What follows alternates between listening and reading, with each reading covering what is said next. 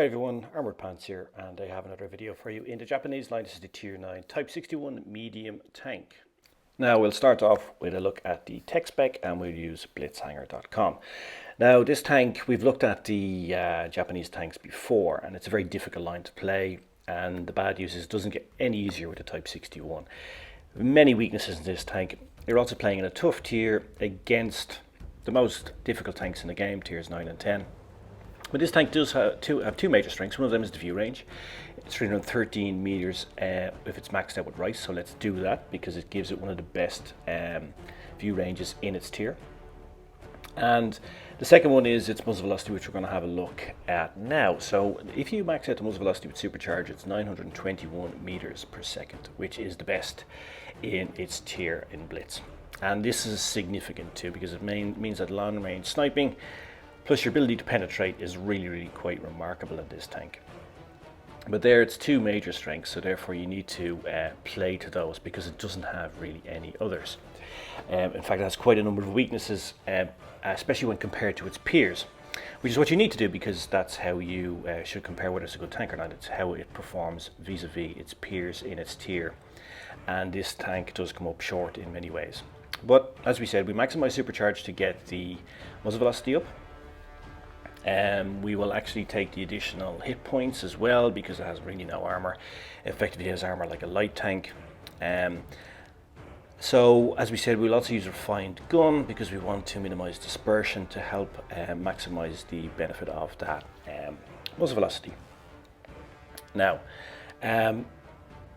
penetration loss over distance is very low. It's 1.43%, which is very low indeed, and that also lends itself to this tank being a great sniping tank. You can see in the terms of the pen numbers are pretty good. 245 on your standard rounds when you have the top gun, and the 105mm top gun is very good. It has a reload of 6.9 seconds, which is okay, but it's not great. And the fact that it has such a low reload and no armor means that it's not a good brawler. And you normally expect medium tanks to be a good brawler. And if you compare this to the E50M or the T54, which are its peers, you will lose all the time in a brawl against those tanks. Because the E50M has more or less the same reload, T54 has a better reload, but they have armor.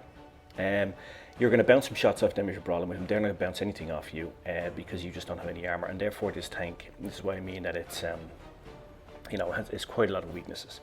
Now, one of the good things about the tank is that it has good gun depression. It has 10 degrees of gun depression, so 13 degrees of elevation. So normally you'd say, okay, that's pretty good. And like the American tanks, it probably lends itself to going hull down and popping over, using that gun depression and putting some damage in on the enemy. But unfortunately, there's one aspect of this tank which means that that's almost impossible to do, or certainly against experienced players. By the way, when I said you'd lose the brawl, I meant obviously all things being equal, ceteris paribus, that you're playing against a player of equal skill. Obviously, if you're playing against a player of less skill, then of course you have a chance, but you need to judge the tank when and its abilities when the players are of equal skill.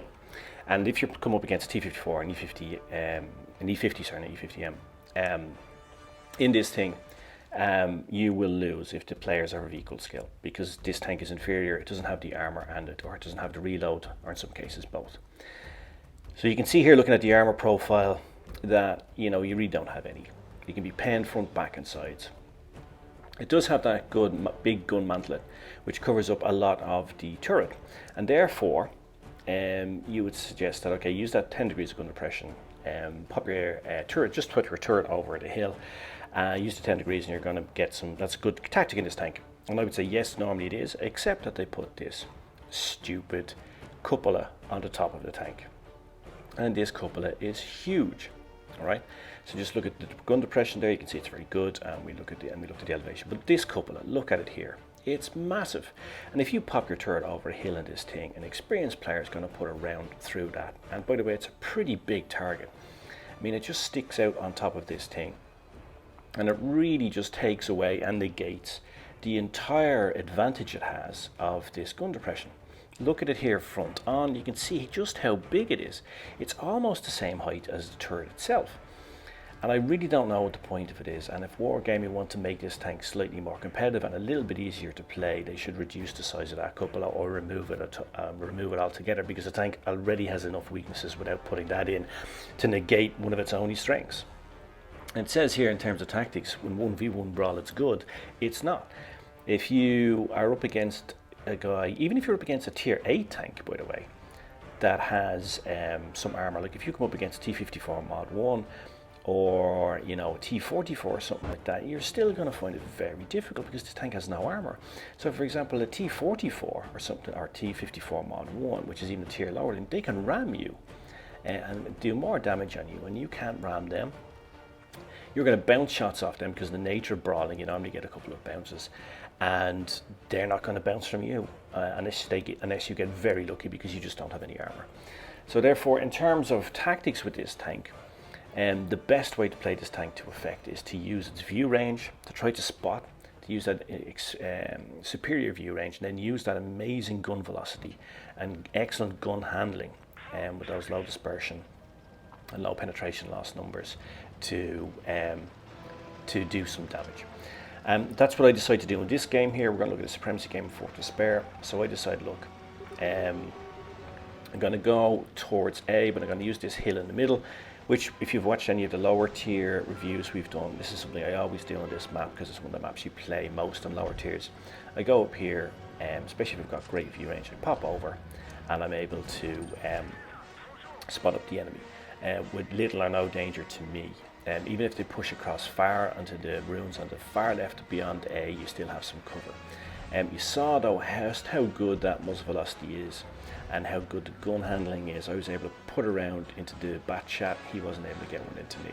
So the gun on this tank is very good, and as I said, that and the view range are the two only advantages it has, and therefore you should play to those. So what I'm going to do is, also the fact that you have such good gun handling means that you're able to put in shots quickly in this tank, and you can see here then you're able to just put in rounds very quickly. So I put in 2 rounds here. I'm up tiered as well, so I'm up against a T62A, which is a good competitor, but the T62A doesn't have the same gun handling as me, so I'm trying to use the advantage of that. Apart from the fact that I have also staying in cover and using my good gun handling to put in some damage, and utilizing this maximum muzzle velocity, I have also spotted up the enemy for my team. So I spotted up the T62A, I spotted up the Batchat, and I spotted up the IS-4 for my team. And you can see in removing the T62A, it wasn't even me that did that, it was my teammates. I was able then to take out the IS-4, so I got some XP there for doing for taking out a higher tier tank. And so far, I still haven't taken a single hit yet. I just keep myself safe. And this is something you also need to do in this tank. You need to be selfish, you need to maintain your hit points. If you go all out and try to be heroic in this tank, you're going to have very short, very violent games, with you being the recipient of all the violence. And nobody likes that. And that's why this tank can be quite a frustrating tank to play. Strangely enough, though, for a tank that is so difficult to play and so infuriating, and a lot of people, by the way, just give up playing this.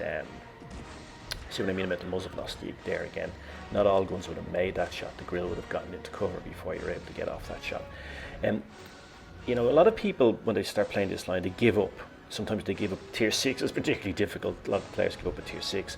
Others give up a tier 8 because the STA-1 is just so inferior to other medium tanks in its line. And some give up here.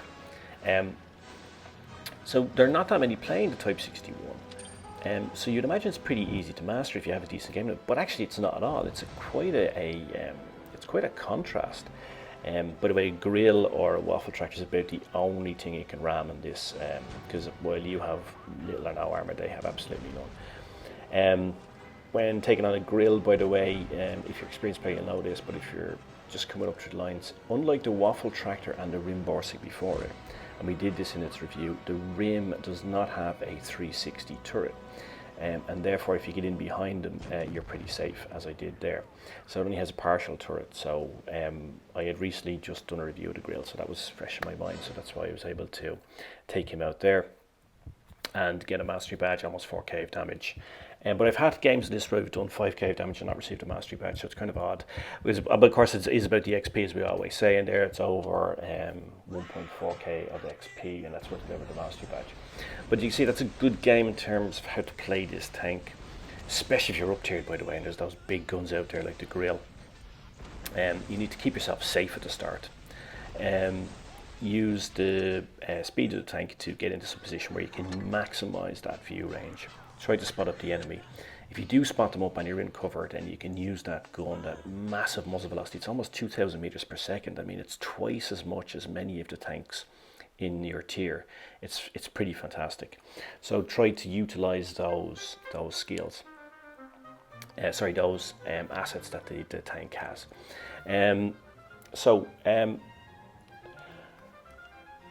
So we are now going to have a look at the second game. It's Alpenstadt, and I had a look at the setup at the start, and I decided to move to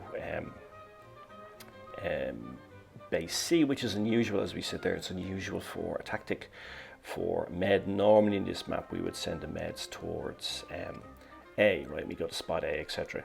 But just having a look at the setup here, I felt that it was better to go to try to spot up the enemy and try to see if we can support my heavy tanks. Now, I mentioned I used the speed of the tank. The tank is quite fast and quite maneuverable, as you saw when we in the brawl with the grill, but it's not the fastest medium in its tier at all. And it also, for a tank that has no armor, doesn't even accelerate the fastest. Which is kind of weird when you consider how good Japanese engineering was in the early 1960s. But I mean, look, it is maneuverable. Of course, you're going to be able to outmaneuver heavy tanks and stuff like that. But you'll also find a disadvantage in a brawl because you are not, you don't have a particular advantage over other mediums, if you have any advantage at all. And it has this disadvantage of not having the armor, you know. We just see just how good the gun is here, though. Snap one off. Sorry, this footage is a little bit jumpy because I recorded on my phone. Sorry, it was before you could record replays directly onto your PC from the game. So I was recording it. I shot it on my phone and I was recording it on my PC. So the frames per minute are not the same. It's a little bit jumpy, but I apologize for that. But anyway, you're getting the main gist of the tactics again here. Stay in cover. Use the gun on the tank. You saw there some of the shots you're able to put in. You need a minimum window to put in a shot in this tank for two reasons. One is because of the low dispersion and the decent aiming time, and the other one is because of the muzzle velocity, which just allows you to snap off shots. And you can see you get good pen numbers, and the muzzle velocity really helps with the pen because, as we said, muzzle velocity is key to penning. Although as I say that, then I don't pen that IS4, IS7. Now, somebody asked me about brawling, if I could give some tips on brawling. So, I mean, look, I'm not an expert or anything like that, but I'll just give you my view on it. So first thing is, and we're going to have a look at this brawl in a little bit more detail in a second. So first thing was, wanted to concentrate on the target that had the lowest hit points there, so we wanted to clear off the AMX. So, now the easiest thing to do would have been put another round into the side of the IS-7, but I decided that was not a good idea because we wanted to take out one gun, stand your face, and one gun instead of two. So first thing is shot selection. We'll come back to the brawl in a second though, because I have a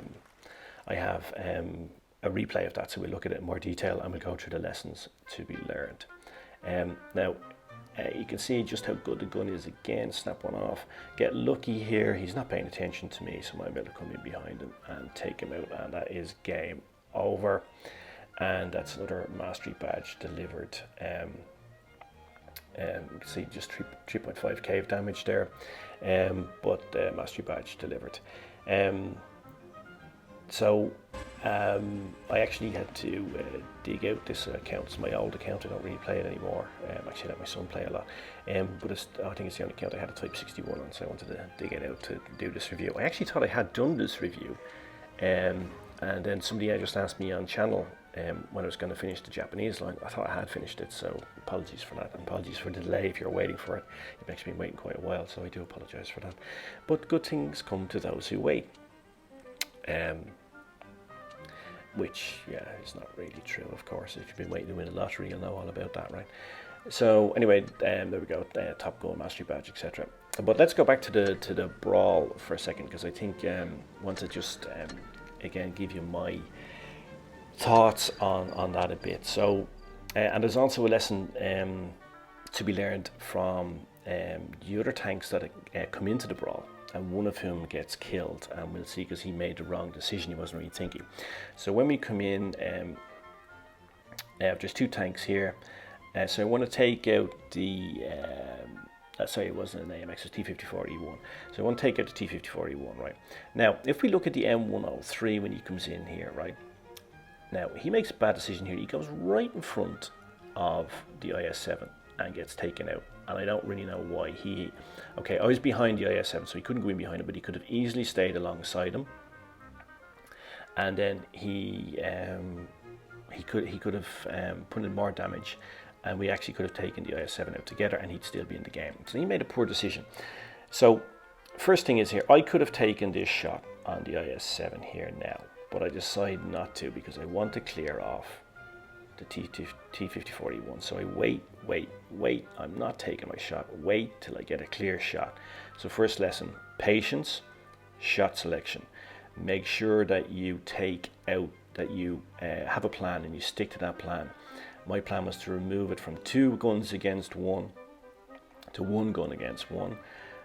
So I took out, so wait. I didn't take the easy shot, which could have been on the IS-7, but waited to take out the T5041. Second lesson then is keep your tank away from their guns. So don't do what this M103 does, which is drive right in front of the gun of a tier 7 heavy. But then it could be any tank. Don't drive in front of the gun of any tank. But he could have easily taken a shot along the side. So what he did there made absolutely no sense, right? Plus, he's going on to the most difficult part of the IS-7 to pen, which is the front, whereas he was on the side of the tank, and he could have just moved backwards and forwards along the side of the IS-7, helped me take him out, and kept himself in the game. So that's poor decision making from him, and something you shouldn't do. Whereas what I'm doing is, what I believe is the secret to brawling is keeping myself away from the gun of the tank I'm fighting. So I was directly behind the IS-7, the safest place to be. Okay, so let's have a quick recap on the tank. So this is a mediocre medium tank at best, and well inferior to its peers. The 105mm gun though is fantastic with great gun handling, and it has that amazing muzzle velocity. 6.9 second reload is good, and you'll get a good effective DPM because of the muzzle velocity and the good gun handling. But it's poor when it's brawling with our mediums, as we discussed, because it basically really has no armor, and it suffers because of this. If you're in a brawl with another medium tank, like a T54 for example, or an E50, you're going to get rammed, you're going to get bounces on them, and they're not going to bounce on you. So therefore, when you're playing this tank, you know, really use that that visibility to scout and to spot if you can. You are mobile, so use that to get out there and maximize that muzzle velocity advantage that you have. Use supercharge and refined gun, view range, use supercharge to maximize the muzzle velocity. You're a HE magnet, by the way, and you're going to get rammed, so you need to keep yourself safe. And this is a tough tank to play, and there's no shame in admitting this. I mean, I'm more than happy to tell you that this tank is extremely difficult to play, and there's no shame in admitting this, and there's no shame in struggling with this tank, because it's a very difficult tank to play in a very difficult line. So anyway, I hope you enjoyed it, I hope you found it useful. Thanks for watching. Cheers, Mush, and against all remains for me to say is pants off.